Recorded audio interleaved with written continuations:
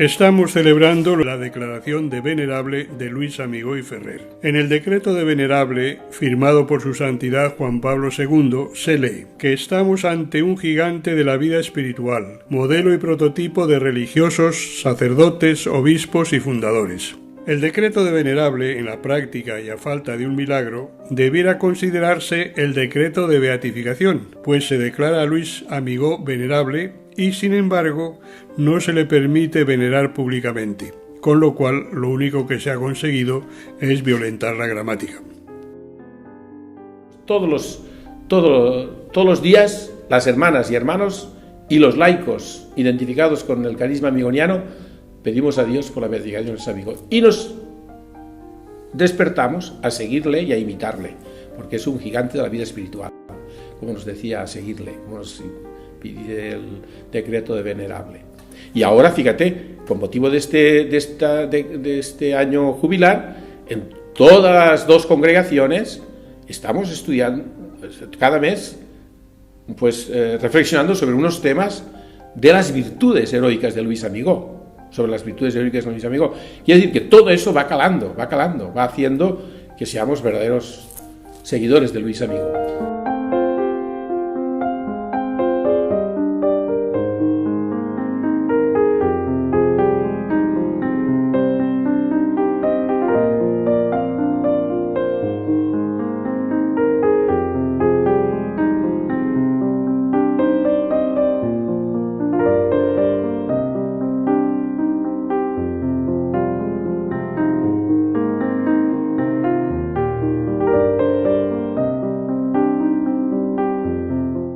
Estamos celebrando, pues prácticamente, como dice la palabra, el que se le pueda reconocer como venerable, o sea, venerar como un grande cristiano, digno de imitación en todas las virtudes, sobre todo las virtudes de fe, esperanza y caridad, y las demás que acompañan ahí, pero sobre todo por esa caridad grande, ese celo apostólico que era extraordinario. ¿Tú imaginas que en 4 años fuera capaz de reunir a 7.000 seglares en el Puig y todo bien organizados, la tercera orden seglar, que no había nada, que estaba ya medio muerta y él lo reavivó en 4 años todo eso? O sea, era un hombre extraordinario y a los 30 años que sea fundador de las Hermanas Teresas Capuchinas de la Sagrada Familia y a los 34 años fundador de los religiosos teresos capuchinos de Nuestra Señora de los Dolores, llamados también amigonianos, por el nombre en su honor. Pero esto es lo que veneramos, o sea, esto es lo que celebramos y damos gracias a Dios, el que ha sido reconocida su vida como una vida cristiana digna de ser imitada. Y no cabe duda que en su juventud fue impetuoso y que en su juventud pues fue cabezón. Pero todo eso es que es humano, es que no queramos hacerlo santo antes de hora. Miremos las cartas que él escribe, sobre todo a raíz del traslado a Orihuela, etc. Y nos encontraremos un padre fundador luchador por lo que él cree que es la voluntad del Señor y que, en definitiva, es que eso para mí es lo atractivo. No un padre fundador que se pliega de buenas a primeras. No es ese el padre fundador que yo he conocido en sus escritos y que he conocido a través de los testimonios. Una celebración en la familia es muy importante. Para mí es un reconocimiento de toda la familia amigoniana y de cuantos lo conocen, de reconocer que esos valores no han muerto, que Luis Amigó es actual hoy, y que la Iglesia y la sociedad necesita de ese carisma que él nos transmitió. Por eso merece la pena celebrarlo, como se puede celebrar un acontecimiento grande en cualquier familia. Para mí, Luis Amigó, aparte de ser el padre y fundador, es sobre todo un modelo de identidad franciscana. El estilo de paz, el estilo de sencillez, el sentido de misericordia, el sentido piadoso, el sentido de dulzura, el sentido también de pobreza y de amabilidad, al fin y al cabo, son características propias de la orden franciscana, que a través de los capuchinos y de la Orden Tercera han pasado o desean pasar a las hermanas y hermanos terciarios capuchinos. Eso es lo que fundamentalmente para mí es un modelo de identidad para la vida religiosa, o como nos dice normalmente el decreto de Venerable, que es modelo para los religiosos, los sacerdotes, los obispos y fundadores. Él es todo un modelo de identidad. Porque realmente la santidad de Luis Amigó, como lo ha dicho Juan Pablo II, pues es un gigante de la santidad, y eso no se lo quita a nadie. A ver, Luis Amigó es un hombre paradigmático. Es decir, en esencia, no fue un educador. Él no fue el hombre que preparó una clase, no fue el hombre que acompañó un grupo. Luis Amigó fue un gran pedagogo. Fue un gran pedagogo desde una espiritualidad que supo detectar las situaciones problemáticas del ser humano y comenzó a identificar las soluciones que se le podrían dar. Nacen los terciarios capuchinos y nacen de una práctica. Tenemos una grandísima riqueza en Luis Amigó, que es un hombre de Dios, un hombre que se fió de Dios y que nos da a nosotros la posibilidad de ser testigos del amor de Cristo como lo fue él, siguiéndole a él, porque es un hombre cercano, con preferencia por los marginados, por los sencillos, por los más necesitados, como el Papa actual nos pide, el Papa Francisco. Por lo tanto, que nos acerquemos a Luis Amigó, que es acercarnos a Cristo, o directamente pues veamos en Luis Amigó un reflejo del amor de Cristo, sobre todo con los marginados, con los pobres, con los más sencillos. Ánimo y adelante, que seamos muy amigonianos, que es lo mismo que decir muy cristianos. Hoy me atrevería a decir que Luis Amigó no únicamente es un gran pedagogo, un gran pensador de la pedagogía, sino que fue un filósofo de la pedagogía, porque fue capaz de avisorar en el tiempo, adelantándose a grandes problemáticas pedagógicas. Para mí el hablar de Luis Amigó a otras personas es decirle, este es un hombre que fue fiel a la inspiración del Espíritu, que fue fiel a su tiempo, a la realidad que le tocó vivir, y que además fue muy consecuente con todo lo que el Señor le inspiraba, porque una de las cosas que a mí más me llama la atención de Luis Amigó, y siempre lo digo, es que conectó con la realidad social, humana, cristiana que le tocaba vivir, y también todo lo que no era cristiano. Pero no le bastaba con eso. Luis Amigó veía, discernía y ponía manos a la obra. Él tenía siempre que aportar algo. ¿Qué puedo hacer yo en este momento ante esta realidad por esta sociedad? Es un hombre que se compromete, y eso es lo que me lleva a mí a decir, ¿quieres comprometerte? Luis Amigó te enseña. Hay cosas que a mí me maravillan. Si tú te vas, por ejemplo, a las primeras visitas canónicas que el padre Luis hizo en la escuela de Santa Rita, que fue su primer centro educativo, dices, bueno, ¿cómo este hombre que nunca fue un educador de aula, que nunca fue un educador de calle, que no fue un educador social, podía dar estos elementos de orden práctico para que los frailes actuaran? Fueron casi como que, digamos, los primeros apuntes de la observación pedagógica que hizo Luis Amigó, y que luego los religiosos los iban bebiendo y los iban transformando. Entonces, quiero decir con esto que Luis Amigó está atrás como un gran pensador pedagógico, como un hombre que fue capaz, y por eso el eslogan que hemos creado de Luis Amigó ve más allá. Es el hombre que invita a los amigonianos a siempre estar mirando cuál es la situación real del hombre en problemas de hoy para dar resolución. Y ese Luis Amigó está iluminando toda esta situación, no la problemática, sino la de los religiosos y laicos, que bebemos de su espiritualidad para dar estas respuestas.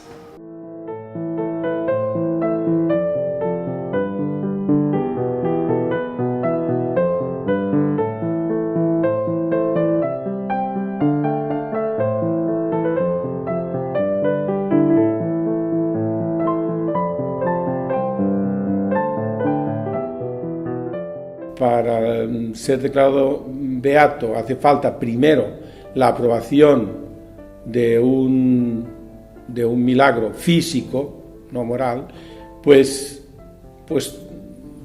pensábamos que sí, que casi lo teníamos, pero yo digo que esta cuestión de los milagros físicos siempre es un poco complicado, porque un doctor pues da su voto favorable y otro doctor dice, pues a lo mejor ha podido ser también por medios humanos, por medios de la medicina, o sea, científicos, por lo tanto no está claro. Y entonces en la Congregación de los Santos, como quieren ver todo eso muy, muy, muy clarito, dicen, pues dejémoslo fuera, otro, busquen otro, y así estamos. Todavía estamos en la búsqueda de pruebas de otro milagro. Tenemos varias gracias con posibles, entre comillas, milagros, pero hay que seguir buscando documentación, porque para ello hace falta no solamente la intercesión, que hace falta el historial de esa intercesión, sino también el historial médico, y el historial médico que nos pueda o que pueda llevar a los doctores a pronunciarse a favor de que no tiene explicación científica. Un milagro que exige la Iglesia, como toda sociedad y como todo organismo tiene sus normas, exige un milagro. Así, actualmente yo pienso que los milagros, de no ser tumbativos, podríamos decir, va a ser muy difícil que lo reconozcan, porque hoy con la ciencia se explica todo. Y desde ahí, pues en otros momentos otras personas pueden decir que es un milagro. Hoy un médico, un especialista, no se compromete a decir que eso es un milagro. Siempre va a encontrar una razón científica, y desde ahí pues nos quedamos un poco a la espera, digo yo, de no ser un milagro tumbativo. Estabas muerto y resucitas, porque todo lo que intervenga, la ciencia, la medicina, van a encontrar siempre explicaciones. Y hablando con entonces Cardenal Felici, recuerdo que él mismo me decía, yo sé que es más importante ayudar a que un muchacho cambie de vida, un muchacha cambie de vida, que un muchacho que está en la cárcel, que tiene tantos, en fin, que lleva una mala vida, y después resulta que con la ayuda de ustedes y con la intercesión de mis amigos, pues se ha encaminado en una buena vida. Eso es muy importante, y más importante que a una señora que se le ha roto la pierna, pues que se la cure. Pero claro, dice, todavía estamos en la cuestión de los milagros físicos. Si quieres que declaremos a esta persona, porque en definitiva el milagro no es del santo, o del venerable, o del beato, el milagro es de Dios, a través de tal. Entonces, como decirle a Dios, oye, que si quieres que esta persona y tal, cree el milagro, no sé, no. La fe puede obrar grandes cosas incluso a nivel físico. Entonces, los milagros existen, pero para mí exigir un milagro para una beatificación, una canonización, es como una especie de tentar a Dios, entre comillas.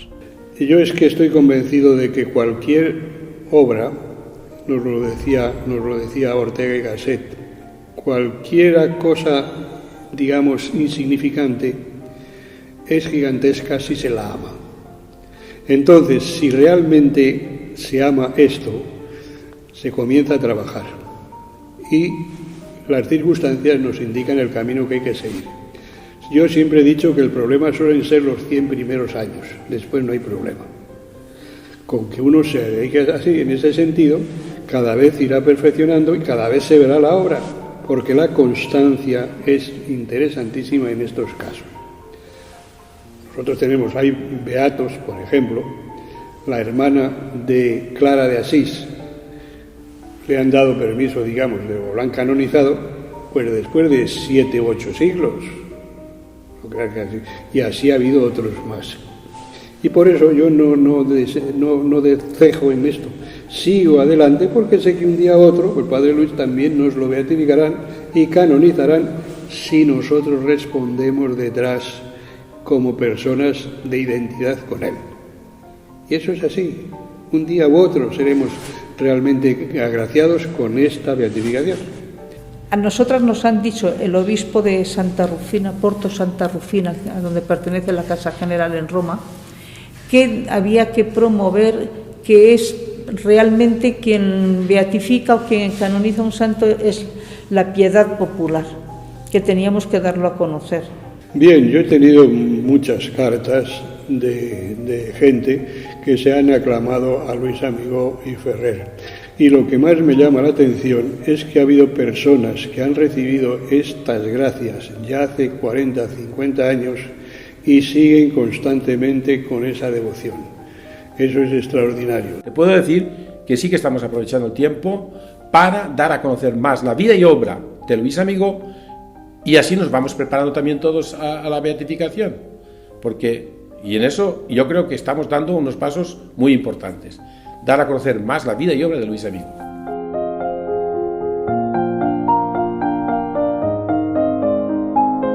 Para llevar adelante la beatificación de Luis Amigó ha sido preciso realizar dos procesos religiosos, uno diocesano y otro apostólico, que han suministrado el material suficiente para la posición o tesis para demostrar que el siervo de Dios Luis Amigó vivió de modo heroico las virtudes teologales, las virtudes morales, la humildad y los votos religiosos.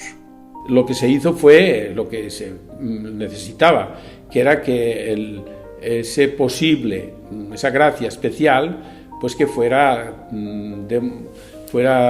fundamentada con una documentación adecuada para poderla presentar a la Santa Sede como posible milagro.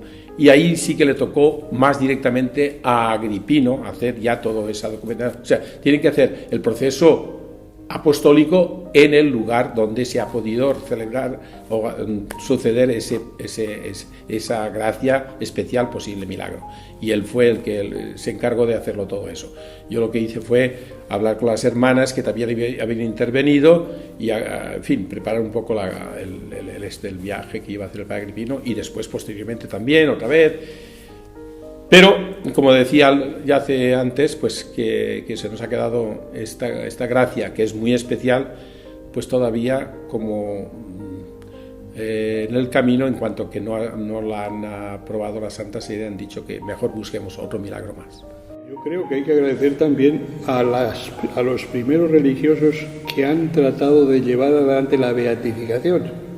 Concretamente está el padre Mariano Ramo, que ha trabajado incansablemente a su modo y en su tiempo.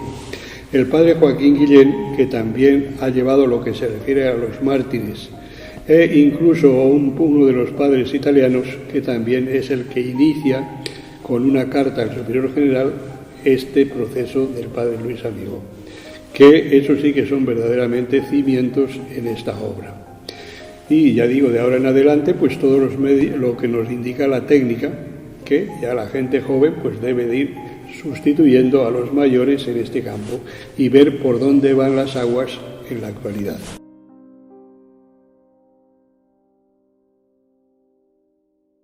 Cuando se inicia, digamos, un proceso ya, o sea, se adelanta un proceso de beatificación, es muy interesante tratar el cadáver del que va en el proceso de beatificación, para conservarlo sobre todo como reliquias, para una vez que sea beatificado o canonizado, pues poder tener reliquias del fundador.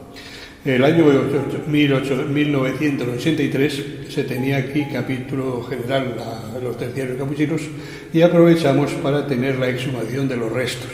En primer lugar, el señor obispo de Segorbe también tiene el honor de acompañarnos y demás, nosotros el honor de recibirlo, será el que presida.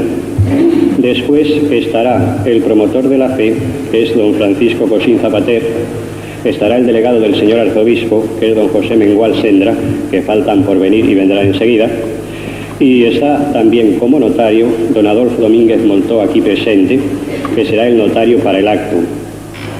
Después se requiere también, está el postulador de la causa del padre Luis, que es el reverendísimo padre Bernardino da Siena, capuchino aquí presente, que es el técnico en estos asuntos, ¿no? Y después yo hago como vicepostulador, sin más, y hace falta también dos testigos de aquellos que vieron sepultar al padre Luis Amigó y Ferrer, que van a ser el padre Felipe Ochoa Zábal, que pase aquí para hacer el juramento y demás, la madre Dominica de Castellón, o Josefa Porcar Ripollés, aquí presente también. Entonces se estuvieron aquí creo que fue desde el 9 de abril del 1983 hasta el 12. Entonces en esos 3 días se trató con un material especial el cuerpo de Luis Amigó para que no se deteriore. Y estuvo presente sobre todo el postulador general de los capuchinos, estuvieron presentes los consejos generales de hermanos y hermanas y muchos devotos, hijos e hijas de Luis Amigó.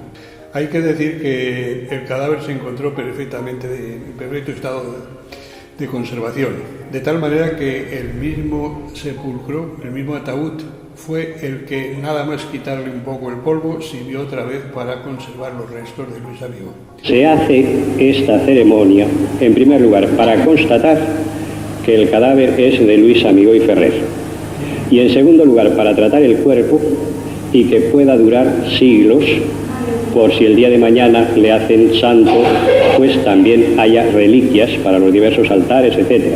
O sea, tratar el cuerpo. Naturalmente que esto tiene que ser a puerta cerrada, donde están los peritos médicos, donde está precisamente el postulador, está por supuesto el promotor de la fe, el notario y el juez adjunto, ¿no? Digo, el juez delegado. ¿Usted tiene certeza moral de que el cuerpo del padre Luis Amigó fue enterrado en ese sepulcro? Estaba yo presente cuando lo enterraron y visualmente lo vi enterrar. ¿El cuerpo del padre Luis ha permanecido siempre en ese sepulcro sin que a usted le conste que nadie lo haya sacado? Pues sí, porque he permanecido en la misma provincia y alrededor de la casa donde está enterrado, y puedo asegurar de que se conserve como lo pusieron. Durante los 3 años del 36 al 39, ¿sabe usted si lo sacaron? Pues pretendieron sacarlo y estábamos cerca todos aquí y pedíamos al Señor que no lo profanaran, y así se cumplió, porque se conservó con las señales de que querían profanarlo.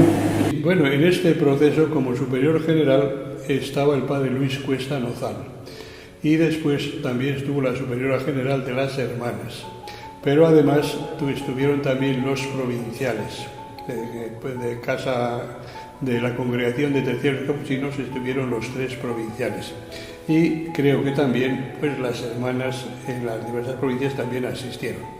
Desde luego fue un acto extraordinario de devoción a Luis Amigó, tanto por parte de hijos e hijas de Luis Amigó como por parte de los devotos del pueblo y alrededores, que constantemente pues acuden al sepulcro a pedirle gracias y favores.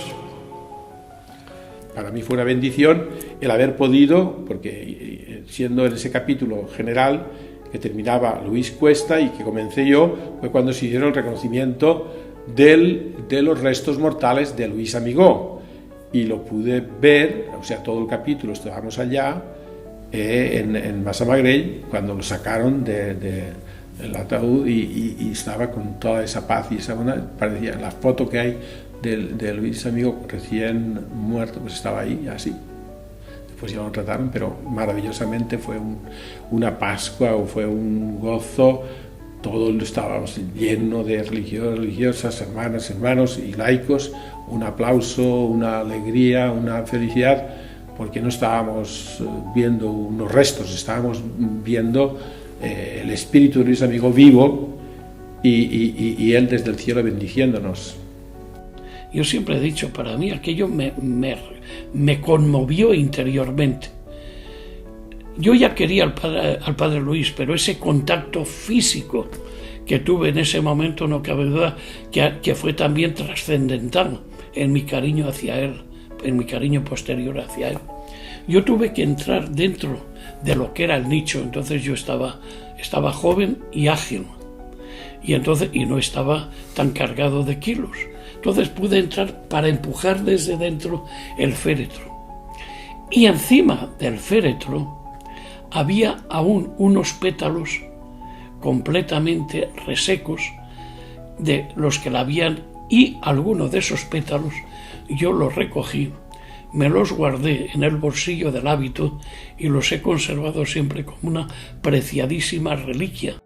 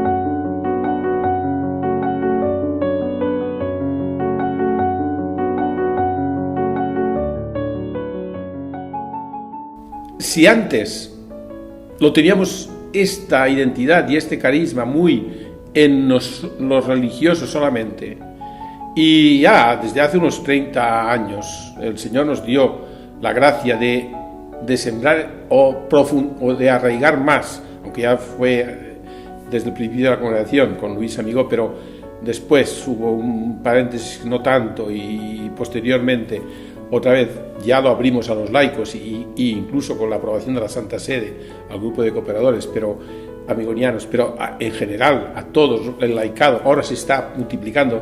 Bueno, pues es que el concilio nos ha dicho que ya es la hora del laicado. Por lo tanto, en la medida en que nosotros participemos, digo nosotros los religiosos y los laicos unidos, juntos hagamos esta obra, unidos cada vez más, hermanos, hermanas, laicos, o sea, todos juntos, los seguidores de Luis Amigó desde nuestro compromiso bautismal, pues cada uno con el ser y el don que Dios le haya particular que le haya dado, pues entonces es cuando estaremos haciendo una base muy amplia para el futuro también. Si quieren emplear su vida en algo que merezca la pena, que sigan a Luis Amigó, en la forma que Dios les inspire, que es su vocación, porque se puede seguir en un estado de vida cada uno según la llamada que tenga, ¿no? Pero si quieren comprometer su vida con algo que merezca la pena en favor de los demás, Luis Amigó y las dos congregaciones amigonianas se lo ofrecemos. Ser zagales del Buen Pastor define al verdadero laico y religioso amigoniano. Ser zagales del Buen Pastor, colaboradores del Buen Pastor. Además, Luis Amigó no solamente lo puso en su escudo, sino que también nos lo dio en su carta testamento. Vosotros, como zagales del Buen Pastor, debéis de ir en pos de la oveja descarriada y no temáis los despeñaderos y precipicios donde os podréis ver o poner por salvar un alma. Te pedimos que veamos pronto elevado al honor de los altares a nuestro Padre Luis. Si ven a Luis Amigó, verán que es un santo tan cercano, tan fácil de imitar, porque no hace cosas extraordinarias, sino que hace lo sencillo y lo ordinario extraordinariamente, o sea, vivido en intensidad con mucho amor.